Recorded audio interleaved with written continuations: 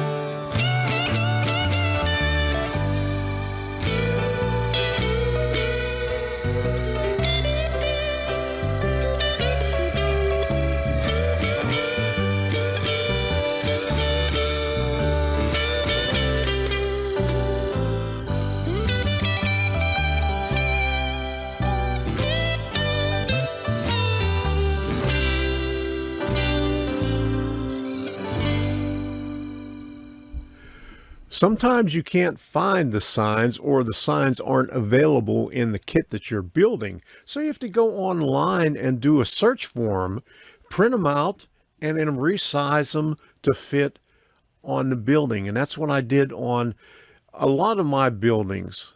I got signs from ads. I even got signs from the old Yellow Pages.